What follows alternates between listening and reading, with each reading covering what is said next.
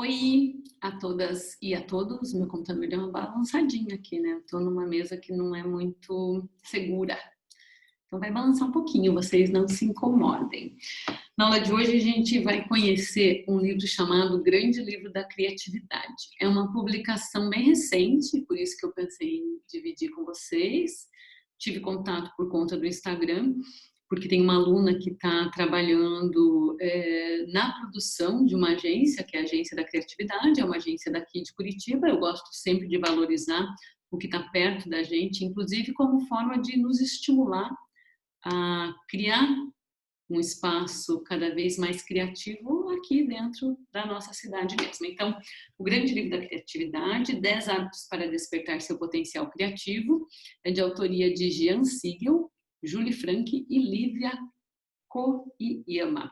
Eu vou compartilhar aqui a tela com vocês e vocês vão dando uma olhadinha. O que eu fiz? Comprei o livro, obviamente, e peguei alguns trechinhos do livro para mostrar para vocês. Eu acabei comprando a versão digital, que é o que eu tenho feito muito, né, nesse momento, porque me facilita bastante a vida. E estou pensando em convidar a Bianca Ugliari, que é uma aluna que está trabalhando com roteiro para essa agência de criatividade, para conversar com a gente. E aí ela explica um pouquinho como é que é o processo criativo dessa agência. Esse aqui é o livro, então, 10 hábitos para despertar seu potencial criativo. Eles dizem, quando divulgam um livro, que é um livro para virar você do avesso, e eu gosto muito dessa expressão virar do avesso, que é algo que a gente tem trabalhado desde o comecinho, né? Vocês todos e todas nascem criativos e criativas. E a gente esquece de ser criativo por conta da forma como somos criados, conduzidos pelas famílias, pelas escolas, pelo padrão da sociedade, e a gente para de criar e começa só a seguir regras, né? Como se as regras fossem normais. Aí eu trago alguns trechos para vocês darem uma olhadinha aqui. Do mesmo jeito que a gente vê com o livro de comunicação não verbal, do Marshall Rosenberg, eu estou trazendo esse livro para vocês. Então, atitude autoral. Um capítulo para você se convencer, de uma vez por todas, de que todo mundo é criativo. Sim. E que, nesse caso, vamos ter que contrariar sua mãe. Você é todo mundo. A questão é, para se diferenciar e seguir seu próprio caminho, a atitude autoral é o primeiro passo. Isso não tem nada a ver com originalidade. Então, a gente tem trabalhado muito, desde o início da nossa caminhada aqui, com relação ao autoconhecimento, né? Entendendo que quando nos conhecemos, quando sabemos quem somos, conhecemos nossas fortalezas e nossas fraquezas. Sabemos no que somos vulneráveis e no que somos sensacionais. E a autoria tem muito a ver com isso. Eu só consigo entender quem sou eu, que tipo de autora eu sou, quando eu me conheço. Então, começar a entender que tudo o que fazemos tem a nossa autoria é bem importante. Algumas profissões meio que diluem a autoria dos trabalhos no meio dos processos, mas aquela parte do processo que você trabalhou, você foi autor, você fez do seu jeito. Embora você tenha recebido uma instrução, tenha uma norma que você deva ter seguido, você fez do seu jeito, foi com a sua autoria. Os trabalhos de conclusão de curso que vocês estão fazendo, eles são autorais, eles têm de vocês nesse trabalho. Então é importante a gente começar a valorizar isso, que o que eu faço do meu jeito, e assinar essa autoria é importante, é autoria para tudo, para todas as ideias que a gente tem. Não se trata de começar a discutir crédito, não é isso. Se trata de ter uma posição de entender quais são as ideias que você cria e os processos de você se colocar realmente como autor do que você está fazendo. Deixa eu compartilhar de novo então aqui, que hoje eu vou ficar trocando de novo com vocês e de voltando. Eu trouxe um outro trecho aqui, a gente tem falado, né, desde a primeira aula, que somos criaturas criativas. Criatividade é um assunto bem sério e é também a palavra mais importante de todos os tempos da última década. É a habilidade apontada pelo LinkedIn como uma daquelas que todo profissional deste século precisa ter. Em primeiro lugar, claro, de acordo com o Fórum Econômico Mundial, a criatividade está entre as 10 principais habilidades que você tem que ter. E recentemente foi promovida uma das 3 primeiras, e aquilo que, se você pudesse, compraria no supermercado. Se você encara como um monstro, aqui está a escola de criatividade para te ajudar a olhar para ela de um jeito menos ressabiado. E se você ainda encara como um clichê, a gente vai dizer que, sim, você está certo, mas as coisas podem ir muito além disso. A criatividade não é regida por fios invisíveis. Do mesmo jeito que eu não estava fazendo comercial para o livro do Marshall Rosenberg, Comunicação Não Violenta, não estou fazendo comercial para a Escola de Criatividade. Estou valorizando essa iniciativa por meio do livro que escreveram e que eu li para dividir com vocês, né? Então é importante a gente saber disso. Teve um dos alunos na sala que falou, professora, ok, como é que eu provo que eu sou criativo, né, no meu currículo? Como é que eu mostro para alguém que eu sou criativo? Pois é. Como é que a gente mostra que é criativo? Nós encontramos algumas discussões na nossa aula, né? Volto a dizer que é tão importante o nosso debate por conta disso. Nós vamos apresentar que somos criativos em tudo que fazemos. Hoje, o meu cenário que vocês estão vendo está um pouco melhor. De uma das aulas que eu falei, gente, se eu fosse me apresentar para alguém procurando um emprego, eu jamais usaria o cenário que eu estava usando, que era uma bagunça, né? Lembram? Tinha um cabideiro gigante, cheio de coisa bagunçada, pendurada, né? Aqui é um cenário que eu pendurei, aqueles quadros ali, eles estão na altura do meu joelho, quase, eles só funcionam para o cenário.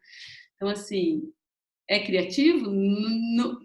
É autoral, fui eu que fiz do meu jeito, porque eu acho que aquilo ficou harmônico para as minhas aulas, porque aquilo diz muito a respeito de mim, que é muito diferente de quando vocês pensam em fazer um cenário.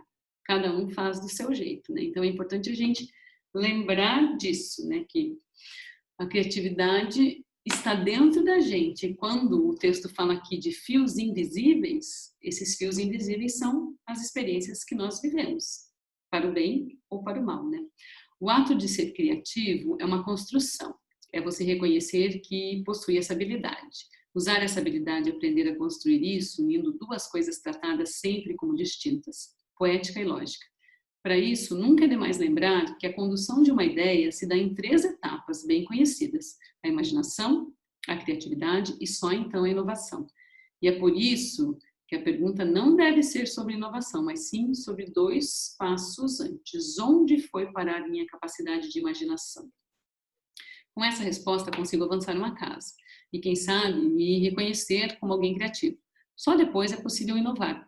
A pauta inovação também é um ponto de cor no nosso horizonte, mas está bem claro para a Escola de Criatividade que inovação é consequência de uma relação de amizade com a nossa infância e de hábitos bem cultivados para nos reconhecermos como criativos.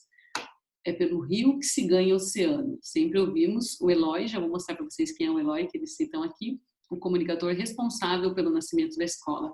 E este é apenas o primeiro passo: conservar diante do mundo uma atitude de quem cria. O Eloy citado aqui é o Eloy Zanetti. Ele é um personagem curitibano que merece ser lembrado e conhecido. Talvez o pessoal da publicidade já saiba quem ele é, né? Eloy Zanetti é consultor e palestrante em marketing, comunicação corporativa, criatividade e vendas, é co-criador da Escola de Criatividade, foi diretor de comunicação do Bamerindos. Eu acho que nenhum de vocês aí da turma vai lembrar quem é Bamerindos, mas os pais, mães e familiares vão. Criador das campanhas O Tempo Passa, o Tempo Voa, Gente que Faz, O Banco da Nossa Terra, entre outras, que são campanhas que entraram para a história do curitibano, entraram para a história do paranaense, que nos deram orgulho de pensar, puxa, que campanha interessante, que bem feita, que criativa feita por nós. Procurem aí no Google. O Tempo Passa, o Tempo Voa. É muito legal. E Gente que Faz é maravilhoso. Gente que Faz talvez vocês tenham ouvido na infância ainda. Na ocasião, inovou também a comunicação interna do banco. Premiado dezenas de vezes, foi diretor de marketing do Boticário. Foi idealizador da linha de comunicação da empresa, pioneira no marketing de relacionamento no Brasil. Primeira empresa a implantar ouvidoria e uma das primeiras em CRMs. Foi criador do conceito e da implantação da Fundação Boticário de Proteção à Natureza. Estabeleceu os padrões de comunicação da empresa, levando a ocupar uma das mais cobiçadas posições de marca no país. Importante falar do Eloy Zanetti, eu estou falando com vocês sobre criatividade, esse é um cara que conseguiu apresentar por meio de projetos a criatividade dele, então é importante que vocês saibam, inclusive, para buscar os trabalhos dele e para se inspirar também, tá? O livro, agora voltando para a questão, né, já apresentaram a escola, apresentaram o mentor da escola, que é o Eloy, ele vai falar de questões aqui que são interessantes para pensarmos nessa nossa construção dos seres criativos. Howard Gardner afirma que o cérebro tem 8 diferentes processadores com 8 habilidades. Isso eu busquei no livro e depois eu fui entender quem é o Howard Gardner. Ele vai dizer que entre essas 8 habilidades estão, vejam lá, lógico-matemática, associada a profissões como cientistas, estatísticos, matemáticos e engenheiros, capacidade de resolver problemas de lógica, questões matemáticas e levantar e investigar hipóteses científicas.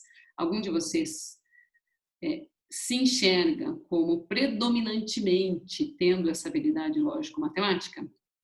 Linguística, associada a profissões como escritores, tradutores, advogados, locutores. Capacidade de usar a linguagem de maneira consciente, articulando o uso da língua materna e de línguas estrangeiras a favor de seu discurso.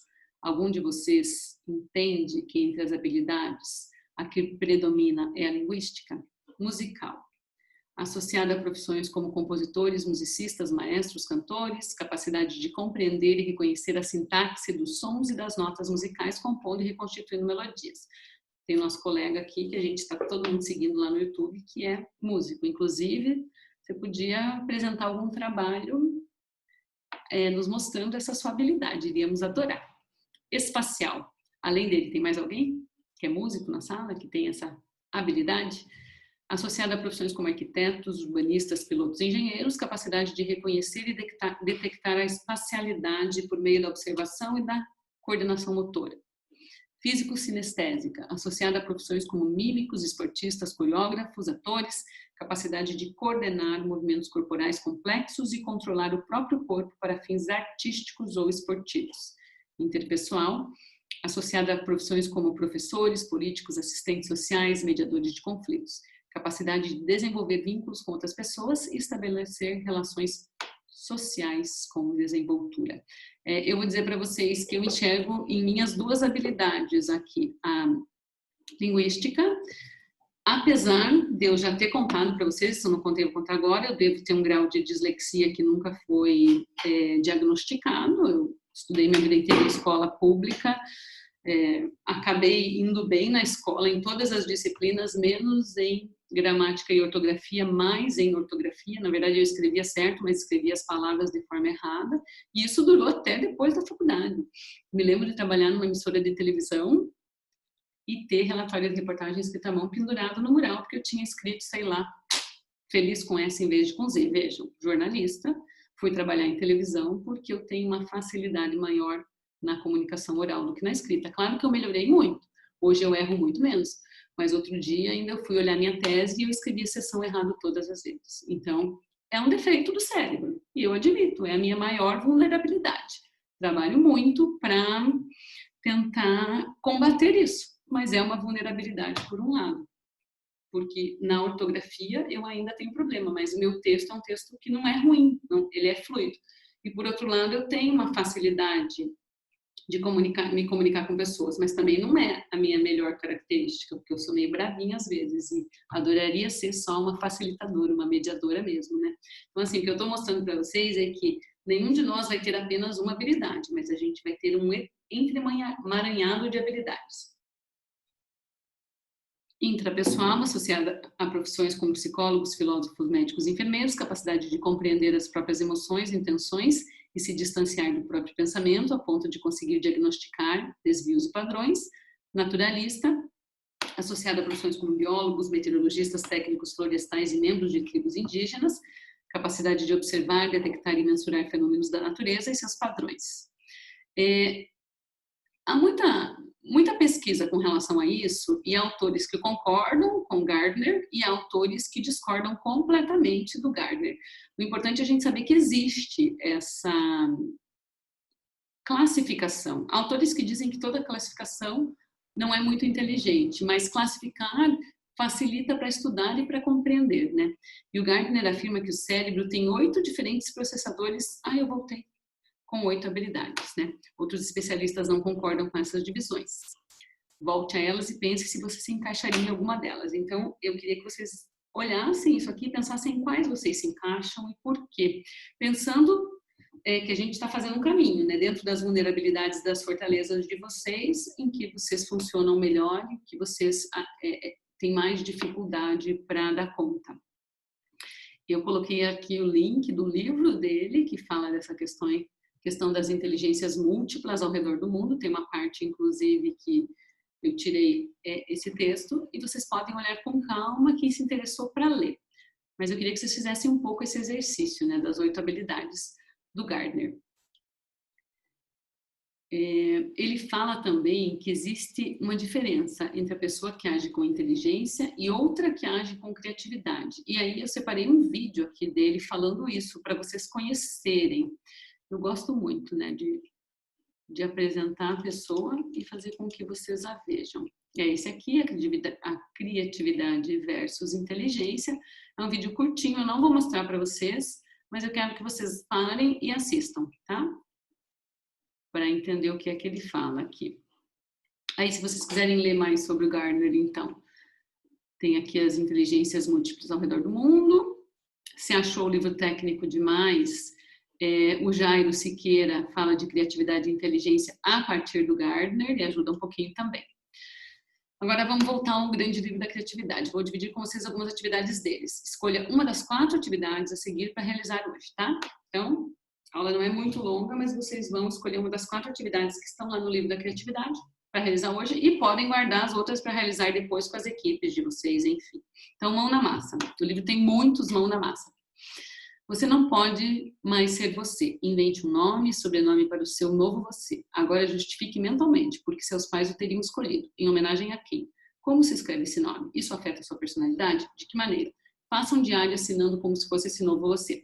A gente fez aquele exercício de vocês dando a vocês mesmos um nome de remédio e vocês tiveram que pensar, né? Por que é que vocês eram aquele remédio? Como é que aquele remédio deveria ser ministrado? Não é muito diferente esse exercício, só que aqui vocês vão escolher justificar um pouquinho mais. Sem pensar que vocês são um remédio que vão ajudar outra pessoa, mas que nome vocês teriam e por quê, né?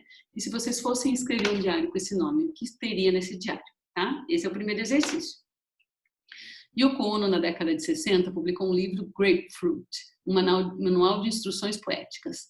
Há desde instruções para ouvir pessoas roncando, até uma ordem para que se contem as estrelas do céu, até amanhecer. Ela divide as peças em estações. A ideia é que agora você escreva seu próprio manual de instruções. Pode ser um manual de instruções sobre como frequentar um café ou sobre como matar dinossauros. O importante é que ele seja, em tentativa, inédito. Aliás, você já pensou em colecionar manuais de instruções? Aqui é um exercício que faz com que a gente pense muito o processo, um processo inteiro, né? Fazer um manual de instrução para assistir às minhas aulas, né? Vou fazer um manual de instrução para ser aluna da Sandra Lodari. Vou fazer um manual de instrução para ser aluna da Universidade Positiva. Vou fazer um manual de instrução para, enfim, o que vocês acharem que funciona. Eu não achei esse livro da Yoko Ono, Grapefruit, Manual de Instruções Poéticas. Se alguém achar, pode compartilhar com a gente, para darmos uma olhada. Aí a terceira são as crianças as autoras mais autênticas do ponto de vista da atitude autoral. Você concorda com isso? Certo? Concordamos, né? E que tal se colocar no lugar de um tema? Proponha-se a pensar em um alienígena que visita a Terra. Como você descreveria nosso planeta para ele? Faça esse exercício imaginando que nossos referenciais não são os mesmos, ok?